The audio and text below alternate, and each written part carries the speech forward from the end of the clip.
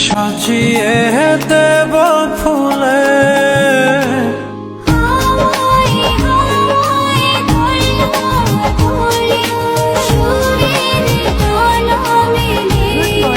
जय Shri Ram. I hope अब सब अच्छे होंगे, स्वस्थ होंगे और अपना ख्याल रख रहे होंगे। मेरा नाम है पिंकी और मैं स्टडी व्लॉग्स और अपने डेली रूटीन आप लोगों के साथ शेयर करती हूँ।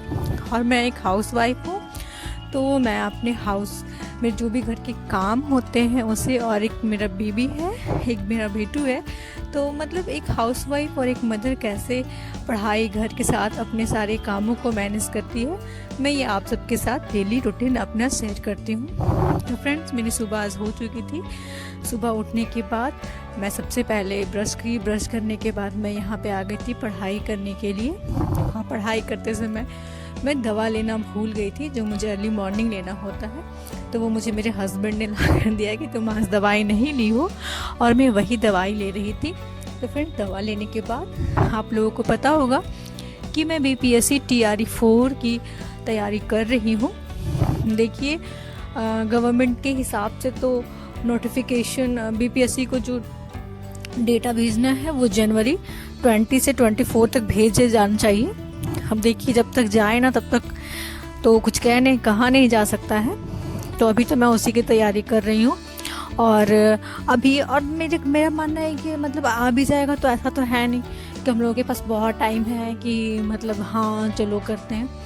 इसलिए मैं पहले से ही तैयारी में लगी हुई हूँ, क्योंकि इस बार ना मुझे लेना ही है जॉब, इसलिए मैं इस तैयारी में लगी हुई हूँ।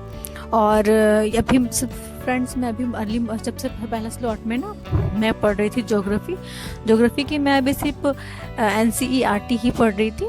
इसके बाद वाले स्लॉट में मैं पढ़ूंगी ज्योग्राफी, जो मैं नोट्स बनाई हूँ। मैं फ्रेंड्स क्लास ली हुई थी खान सर का, जो पहले KGS का जो आया था BPSC टीचर वाला बैच, मैं वही बैच ली हुई थी, तो उसी सब का मेरे पास नोट्स हैं। तो पहला स्लॉट पूरा करने के बाद मैं आ गई थी किचन में, क्योंकि आपको पता है कि पढ़ाई के साथ साथ खाना भी ज़रूरी है, क्योंकि भूखे पेट तो हम पढ़ नहीं सकते। तो मैं आ गई थी यहाँ पे खाना बनाने के लिए, और आज मैं बना रही थी चने की सब्ज़ी और भुजिया।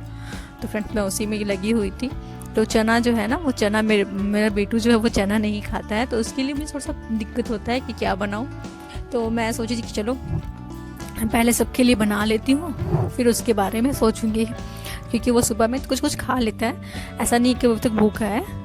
तो मैं सुबह में से खिला करके, दूध पिला करके, और अभी आ गई थी सबके लिए पढ़ाई करने के बाद, मतलब सबके लिए अपने लिए नाश्ता बनाने के लिए। तो मैं यहाँ पे बनाने लगी थी चने की सब्ज़ी, और फ्रेंड मैं उसके लिए बना दूँगी चीला, क्योंकि उसे चीला पसंद है, और वो उससे बोलता है येलो कलर की यम्मी यम्मी, क्योंकि उसे ये भी आटे की चावल वाली जो बनती है ना, मैं वही बनाती हूँ। तो उससे लगता है कि मॉम मेरे लिए यम्मी यम्मी बनाई, येलो कलर की यम्मी यम्मी, और इडली को बोलता है वाइट कलर की यम्मी यम्मी। तो मैं उसके लिए यही बना रही हूँ।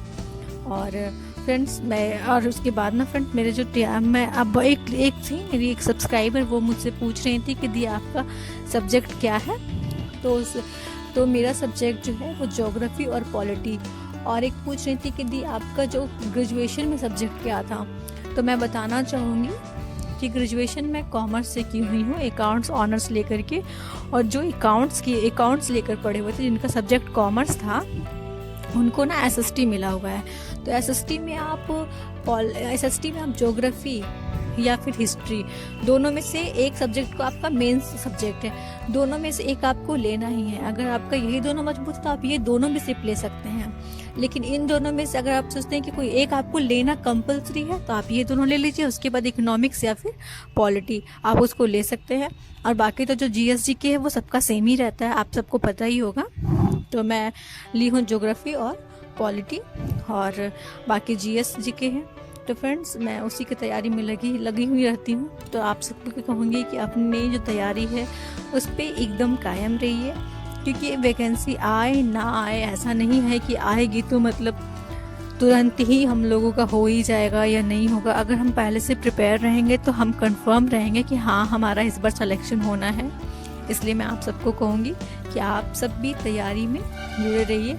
और यहाँ पे मैं आ गई थी आलू गोभी की भुजिया बनाने के लिए। तो यहाँ पे मैं भुजिए की तैयारी में लगी हुई हूँ।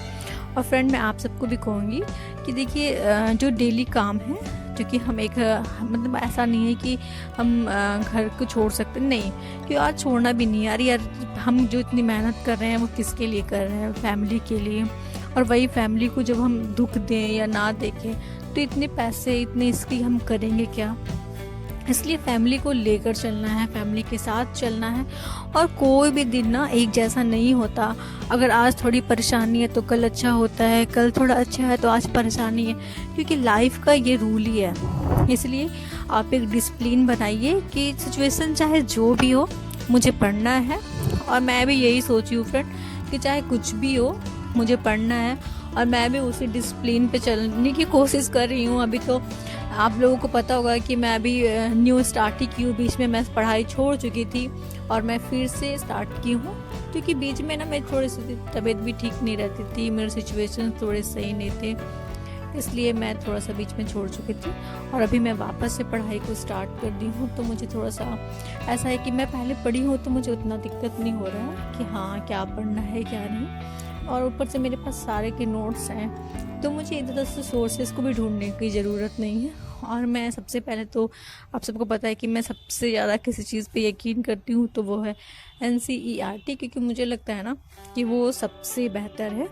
कुछ भी हो जाए, अगर आपको अपना बेस मजबूत करना है तो सबसे पहले आपको NCERT की तरफ ही जाना चाहिए। और मैं आप सबको भी यही कहूँगी कि सबसे पहले NCERT को पढ़िए, जो मैं पढ़ती हूँ।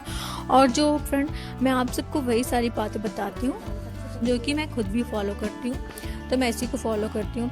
और फ्रेंड, आपको पता है हम लोगों को ना, मतलब जैसे कि पहले जब मैं ये हो गई थी ना, मतलब जब मैं पढ़ाई छोड़ दी थी तो मेरा उतना मन भी नहीं करता था कि हाँ मुझे पढ़ना है। लेकिन जब मैं फिर से स्टार्ट की हूँ ना और अपने गोल की तरफ देखती हूँ तो मुझे लगता है नहीं, मुझे पढ़ना चाहिए। कभी कभी बुरा लगता है कि अगर जब मैं नहीं पढ़ती थी तो कहीं ना कहीं सही बात है कि मैं अपने बच्चे को ज़्यादा समय दे पाती थी, क्योंकि मेरे पास कोई काम नहीं था, कोई होप नहीं था। बस था कि हाँ, मेरा बस एक लास्ट था कि हाँ मुझे खाना बनाना है, बच्चों को देखना, मैं जो एक मदर करती हैं, हाउस वाइफ का जो काम होता है मैं वही करती थी।